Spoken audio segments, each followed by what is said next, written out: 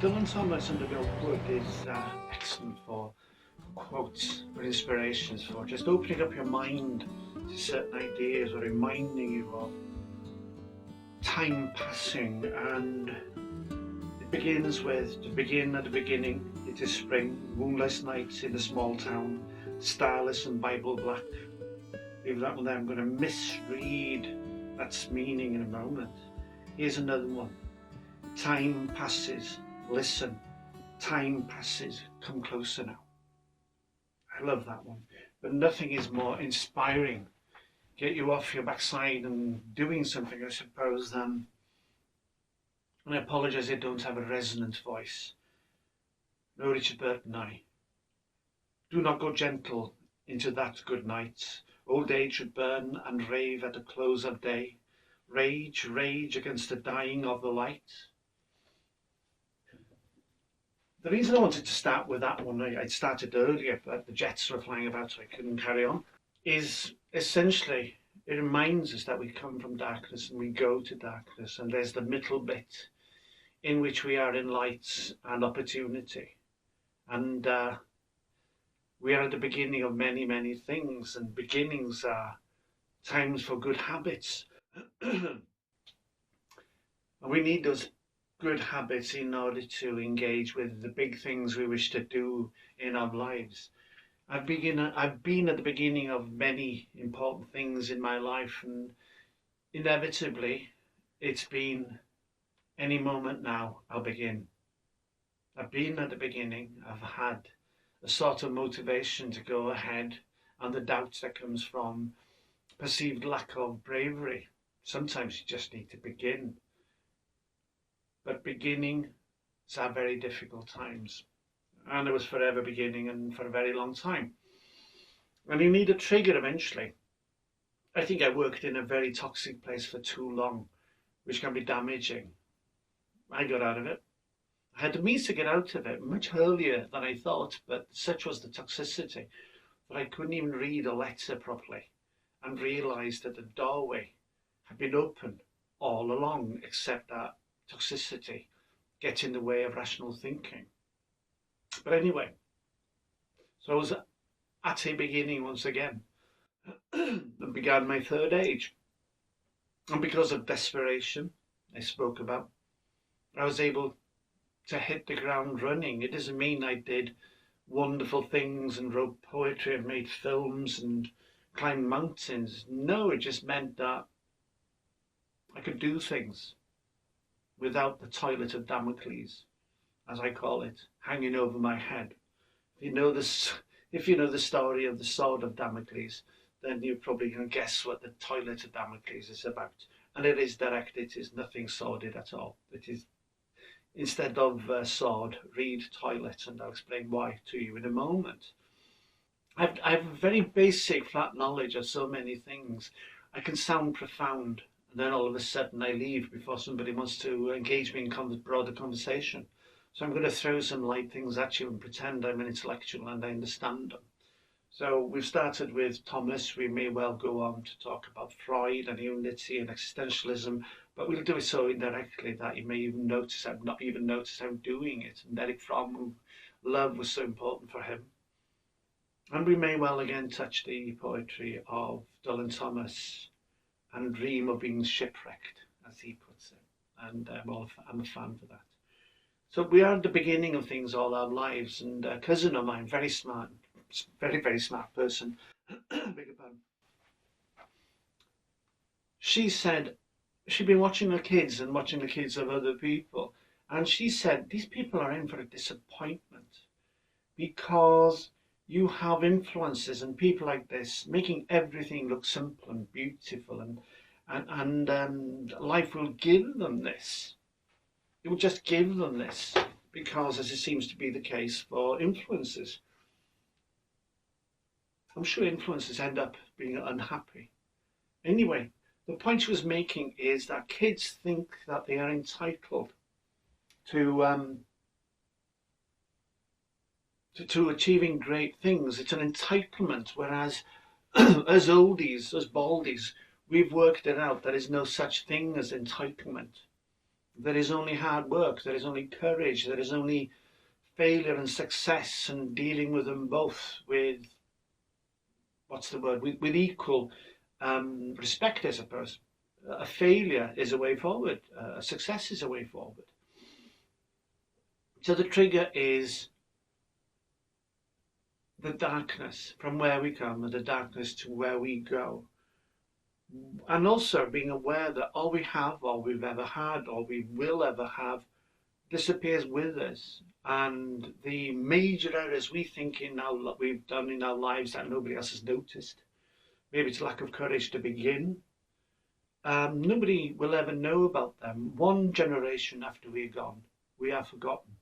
And it's important to remember that as a trigger. So you might as well have a go of whatever it is you're going to do. And say beginnings are very difficult things. And I was waiting as quickly as I could for things to happen when I was a child, but sensibly I was brought up in a good household and learnt about the importance of work. I am aware that there is a tranche of society who are now convinced they're going to win the lottery, and they've been convinced for quite a while that they were going to win the lottery. So what they do is they just wait. They don't do anything. They just sit there drinking tea. And as a friend of mine once said, you know, people who wait and do nothing, or bone idle basically, they have a lot of sugar in their tea, and it surprised him how much sugar some of them had. So they're waiting for lottery to come, the win to come to them, which is impossible. Nobody's ever going to win the lottery if you look at the stats. They're waiting equally for Santa, like we used to do for kids. We were waiting as quickly as we could for Santa. Santa came, but it was a hard-working man who was tired and probably had a glass of whiskey too much, and who loved his children enormously. The trigger for me to actually get going on things and to actually being able to read letters that made sense, that I could understand that there was a way out, but I was blind to it because of toxicity. Not chemical, just people. Is that I turned to my friend one day in the workplace, the responsibilities at home, and there was a work environment which was horrible. And I just turned to her and I said, I wish for a heart attack or a mild stroke just to make everything stop. And that's what I got to. That was the starting point of deciding to do something about it, because I got told off for it. Don't sit moaning, do something about it. Get angry if you need to, just do something about it. So I was never allowed to be self-pitying, and to have that horrible thought that was brushed aside immediately. The toilet of doom, the toilet of Damocles, is an amusing way of putting those things that we carry above us, which we suspect is going to fall on our head, that the world is going to laugh at what we do, that we're going to make fools of ourselves. I don't dance for the simple reason. The saying is, dance like nobody's watching. I can tell you that when I dance, everybody's watching, and it's not good. It's like I go into the zone of dancing and come out of it and slink off the dance floor, realizing I look like an idiot. Some of us are not. Doesn't matter how big the dream, how much we can persuade ourselves that dream is possible. You know, I'm not a dancer. I'm also hoping to get a suntan this year, a proper suntan. I haven't had it for 3 or 4 years because the weather has been so awful in summer. I'm not putting money on that. I think I'll, rather than wait for the meteorological office to come up with the weather reports that suits me, I think I'm going to have a look at tarot readers to see if they can give me a better report on when to do things. There's a guy called Dan Preston, I think, a great admirer of his. He has this is where the Toilet of Damocles comes in. This is where, it's a podcast, it's on YouTube, it's called Escape to Rural France. I would encourage you all to go and have a look at it. It is inspiring, and it is full of, my God, lessons in patience and focus on quality, because he bought for a price that was expensive for him, but in real terms was not expensive, with the acreage and the house that burnt to nothing more than a shell. And then 40 years of bad weather on top of that. And he looked at it and he said, I can turn this into a chateau. That was the big dream. And one of the people watching it, watched it for a couple of years, and every now and then I go back to find out what had happened in the past. One of the things he talked, he's an example, and the people who watch comment, and one of them said that it was a big task, immense task, too big to contemplate. But really, it was no more than 1,000 small tasks. Everything had fallen into the basement. So one small task, which was immense, because the roof, the tower on the roof, rooms on the roof, if you looked at a French chateau, and every floor and everything in it had fallen down into the basement. And one of the first things they had to do was make as much above them as safe as possible before they even began to get a small digger into the basement, which was massive, and take out all of this rubbish. Everything they did, they focused on. It was a bucket at a time. It wasn't doing in, they weren't thinking in tonnage. They were thinking a bucket, a mechanical bucket on a digger. That's all they were thinking about. And eventually, after weeks, they cleared it. And they could walk relatively safely through this place one at a time, one room at a time, one corridor at a time, and appreciate what they'd done. The house was still a massive ruin, but they had achieved something immense quite simply. Day after day, they had begun. They got up with a will, with an intention to do the small thing, one bucket at a time. And all the time there were, above them was the Toilet of Damocles. It was just balanced there. It was a bathroom on the second or third floor. Depends where you are and watching this. And it would cut to this every now and then for quite a while, and somebody would pass a comment. And the reality was that thing was hanging there above the front door, just to the left of the front door as you look from the inside at the front door. And it was just a matter of time before it came down, unless they could get to it. And the only way they could get to it, it was an objective, but it wasn't a primary objective, obviously. But it was hanging over them. We can have best intention in the world and have our own Toilet of Damocles hanging over us, fear what other people might think, things like that. So he began a massive task, quite simply, bucket at a time. Then you build a floor, then you build a ceiling, which becomes the next floor, and onwards. And it's been 4 years, and it's been brilliant and inspiring watching them. It'd be lovely to have an idea and an opportunity like that. And I remember when I was trapped in employment that I used to dream about being shipwrecked. This is a grown man dreaming about being shipwrecked, and maybe in the middle on a lonely beach, or maybe in a country far away, and just beginning again. And no Toilet of Damocles hanging over your head, just you, and that's it. Having a purpose, having, I don't know, having no one there to criticise with regard, which people tend to do, and it's awful. And I've told you before about the deceased cat. Deceased cat in the book, a novel of a man trapped by circumstances, political intrigue between members of the Politburo in China, a detective, the best detective in the country, who has been told resolve this murder of a Westerner, which is causing complications, and we might even promote you. And if you don't, you'll be sent to the provinces, where you'll probably end up drowning in water buffalo poo in the paddy field somewhere in the west of China. So it was a threat to his life. He was being played by one political group against the other. And all of a sudden, everything disappeared. Paperwork disappeared. The people he'd been speaking to disappeared. No witnesses, nothing. And yet his life was still on the line.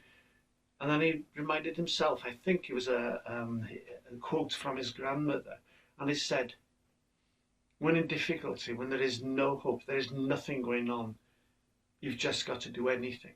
Do anything to get the dead cats to turn. It is that simple.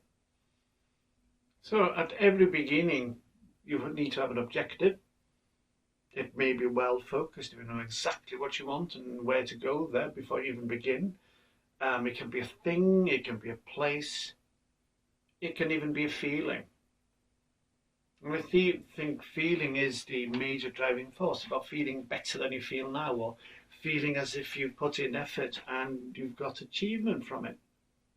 Like the guy emptying the cellar, the basement where the kitchen used to be, just getting rid of it bit by bit, and eventually building up floor after floor to get to the dreaded Toilet of Damocles. As they got closer to it, it became irrelevant because it was no longer damaging to them. They could work around it. But every day there was a feeling that they were moving towards something. And that was achievements, and there were successes and there were failures. But I think the rule that seems evident in all of it is we do it once.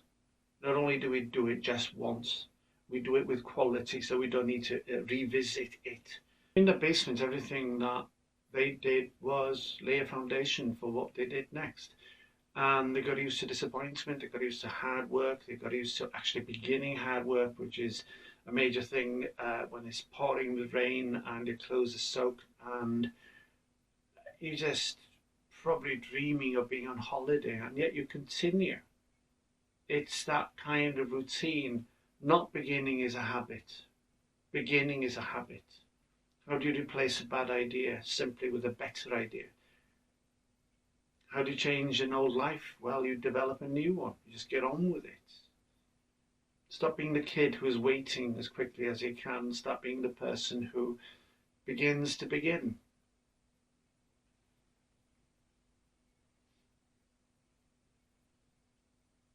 You need to be certain of an objective up to a point, because the objective, as you begin your journey towards whatever it is you want, the objective may well change.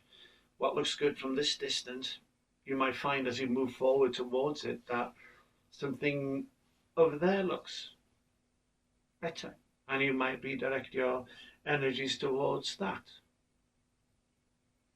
So you've got places, you've got things, you've got feelings. Feelings are always the most important aspect, because feelings is what helps you get up in the morning,